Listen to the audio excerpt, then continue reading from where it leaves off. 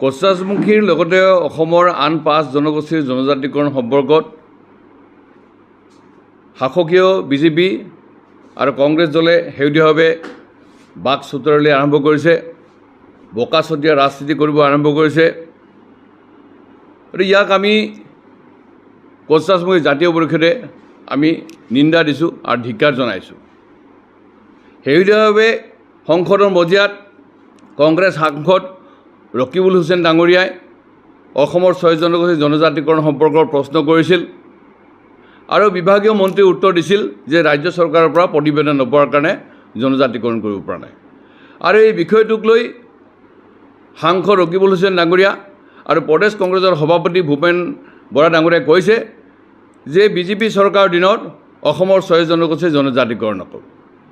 আনহে এই কথাটোক লৈ অসমৰ মুখ্যমন্ত্ৰী ডক্টৰ হিমন্ত বিশ্ব শৰ্মা ডাঙৰীয়াই তিৰ্যক মন্তব্য কৰিছে যে কংগ্ৰেছৰ শাসনৰ দিনত বিধানসভাৰ মজিয়াত জনজাতি সংগঠনবিলাকক কথা পাতিহে 6 জনগোষ্ঠীৰ জনজাতিকৰণ কৰিব বুলি কৈছে।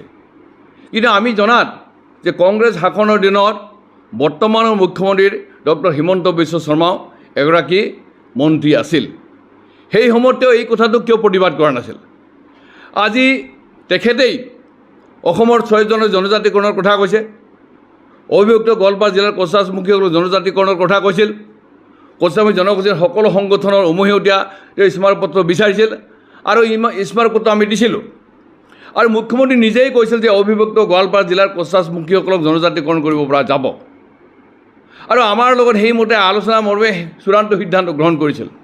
কিন্তু আজি কংগ্ৰেছ সাংসদ ৰকিবুল হুছেইন ডাঙৰীয়াই সংসদৰ মজিয়াত জনজাতিকৰণৰ বিষয়টোক লৈ সৰব হোৱাৰ সময়ত বা যে প্ৰদেশ কংগ্ৰেছৰ সভাপতি ভূপেন বৰা ডাঙৰীয়াই এই বিষয়টো হিমন্ত বিশ্ব শৰ্মাৰ নেতৃত্বাধীন চৰকাৰে নহ'ব বুলি কোৱাৰ পিছত আজি তেখেতসকলৰ আজি শাসনাধীন চৰকাৰৰ মুখ্যমন্ত্ৰী আজি ডক্টৰ হিমন্ত বিশ্ব শৰ্মা ডাঙৰীয়াই জনজাতিকৰণৰ কৰাৰ সপক্ষে তেওঁ ৰায়দান নকৰি বৰঞ্চ তেওঁ কংগ্ৰেছক দোষাৰোপ কৰিলে যে কংগ্ৰেছৰ দিনত কোচৰাজমুখী জনগোষ্ঠীক জনজাতিকৰণ কৰাৰ সম্পূৰ্ণ সুযোগ পাইছিল, কাৰণ মনমোহন সিঙৰ নেতৃত্বত দুবাৰকৈ তেওঁলোকৰ চৰকাৰ আছিল আৰু একে সময়তে অসমৰ তৰুণ গগৈৰ নেতৃত্বাধীন চৰকাৰখন চলি আছিল।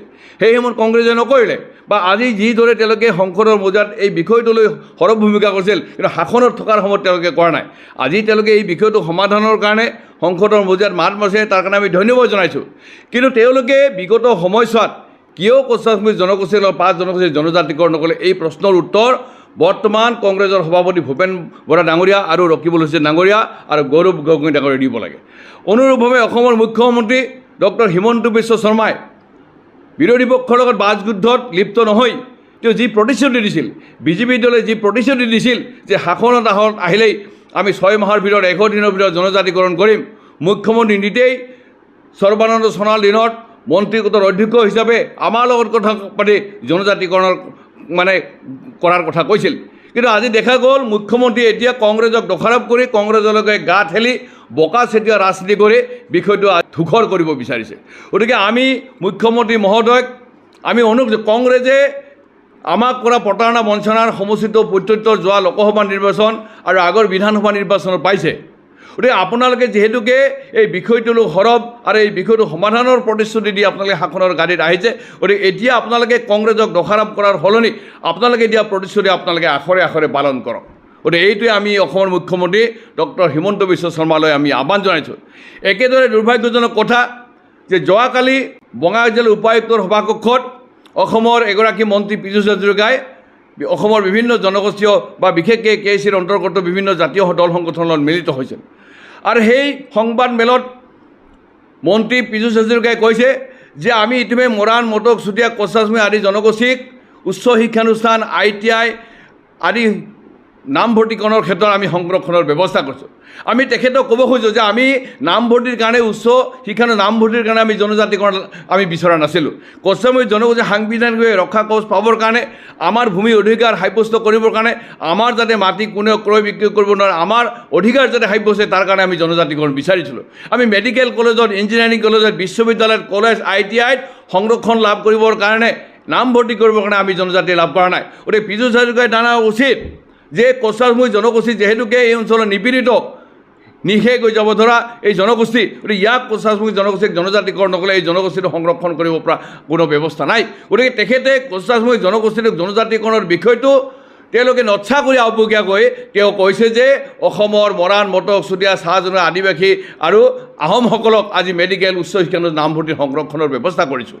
আমি পুনৰবাৰ কৈছোঁ যে আমি এই উচ্চ শিক্ষানুষ্ঠানত নামভৰ্তিৰ কাৰণে আমি সংৰক্ষণ বিচাৰি আমি আন্দোলন কৰা নাই। আমি জনজাতিকৰণ এইকাৰণেই বিচাৰিছোঁ যাতে আমি সাংবিধানিকভাৱে আমি ৰক্ষা কৱচ পাওঁ, সাংবিধানিকভাৱে আমি সুৰক্ষা কৰিব পাৰোঁ, যাতে আমাৰ কোচাছমুখী জনগোষ্ঠী এই অঞ্চলত থকা আমাৰ যি মাটি সেই অধিকাৰ যাতে আমি সাব্য ইয়াৰ কাৰণে আমি জনজাতিকৰণ। কিন্তু আজি মন্ত্ৰী পীযুষ হাজৰিকা ডাঙৰীয়াই এতিয়া KSC নিৰ্বাচন পতাৰ অজুহাত লৈ কোচাছমুখী জাতীয় সংগঠনবোৰ এই নিৰ্বাচনমুখী কৰি পেলাই আমাৰ মূল যিটো বিষয় সেই বিষয়ৰ পৰা আঁতৰাই ৰাখিবৰ কাৰণে এক নিকৃষ্ট তেওঁলোকে এটা ষড়যন্ত্ৰ কৰিছে। গতিকে অসমৰ মুখ্যমন্ত্ৰী ডক্টৰ হিমন্ত বিশ্ব শৰ্মা ডাঙৰীয়া, মন্ত্ৰী পীযুষ হাজৰিকাক আমি আহ্বান কৰিছোঁ যে আপোনালোকৰ যদি সঁচা অৰ্থতে কোচাছমুখী জনগোষ্ঠীৰ ওপৰত এটা দায়িত্ববোধ আছে, আপোনালোকৰ যদি সততা আছে, আপোনালোকে দিয়া প্ৰতিশ্ৰুতি যদি আপোনালোকে পালন কৰাৰ কাৰণে দায়িত্ববোধ আছে, তেতিয়াহ'লে অচিৰেই অসমৰ কোচাছমুখীসকলক ভূঞাম জনজাতিৰ মৰ্যাদা প্ৰদান কৰক। অন্যথা আমি ভাবিম যে বিগত সময়ছোৱাত কোচাছমুখী জনগোষ্ঠীক আবুৱা ভৰি অকল ভোট বেংক হিচাপে কংগ্ৰেছ যিদৰে ব্যৱহাৰ কৰি আছে, আপোনালোকেও কংগ্ৰেছৰ দৰে একেদৰে কোচাছমুখী জনগোষ্ঠীক আবুৱা ভৰি চতুৰালি কৰি ভোট বেংক হিচাপে ব্যৱহাৰ কৰি আমাক মানে ৰাজনৈতিক পাশা খেলত আপোনালোকে আজি মানে গণ্ডিৰ ভিতৰলৈ লৈ গৈছে। গতিকে কংগ্ৰেছকো অনুৰূপভাৱে কৈছোঁ যে আপোনালোকে স্পষ্ট কৰক যে বিগত সময়ছোৱাত আপোনালোকে চৰকাৰ থকাৰ পিছত জনজাতিকৰণ নকৰে, এতিয়া কেন্দ্ৰ ৰাজ্য চৰকাৰ আহিলেই আপোনালোকে জনজাতিকৰণ কৰিব না নকৰিব এই কথাটো আপোনালোকে ৰাজহুৱাভাৱে স্পষ্ট কৰক। অন্যথাই আপোনালোকৰ বিগত সময়ছোৱাৰ যি কৰ্ম সেই কৰ্মক আমি কেতিয়াও পাহৰি নাযাওঁ। নাম্বাৰ 3, আমি দেখিছোঁ অতি দুৰ্ভাগ্যজনক কথা যে আজি দেশকৈ আজি কেন্দ্ৰ ৰাজ্যত অধিষ্ঠিত আজি বিজেপি নেতৃত্বাধীন চৰকাৰখনে আজি জনজাতিকৰণৰ বিষয়টোক হেতালি খেলি আছে।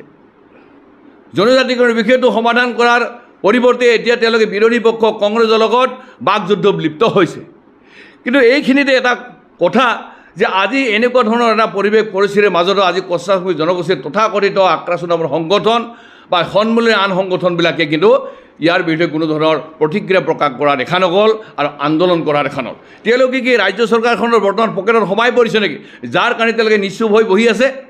আৰু সেইকাৰণে আমি ভাবিবলৈ বাধ্য হৈছোঁ যে তেওঁলোক ৰাজ্য চৰকাৰৰ পকেটত গৈছে আৰু তেওঁলোকে এই জাতীয় সংগঠনবিলাক ব্যক্তিগত স্বাৰ্থৰ কাৰণে তেওঁলোকে ব্যৱহাৰ কৰি আছে। গতিকে মই আক্ৰাসৰ প্ৰাক্তন সভাপতি হিচাপে আজি কোচাছমুখী জনগোষ্ঠীৰ এক অৰাজনৈতিক ছাত্ৰ সংগঠন আক্ৰাসক লৈ তাৰ পৈতৃক সম্পত্তিৰ দৰে আমি পৰিচালনা কৰিব দিব নোৱাৰোঁ। সেইকাৰণে আমি কৈছোঁ এই আগষ্ট ছেপ্টেম্বৰৰ ভিতৰত যদি আক্ৰাসৰ বহুত অবিভক্ত সংগঠনবিলাক একত্ৰীকৰণ হৈ একগোট নহয়, তেতিয়াহ'লে অহা নৱেম্বৰ বা ডিচেম্বৰত আমি বাধ্যত পৰি প্ৰকৃতাৰ্থত কোচাছমুখী জনগোষ্ঠীক ভাল পোৱা প্ৰকৃত ছাত্ৰসকলক লৈ আমি যুৱ ছাত্ৰ কোচাছমুখী আক্ৰাসু নামৰ বা যুৱ ছাত্ৰ সন্থা নামৰ এটা সংগঠন কিন্তু জনগোষ্ঠীটোৰ বৃহৎ স্বাৰ্থত আমি গঠন কৰিবলৈ কিন্তু বাধ্য হৈ যাম।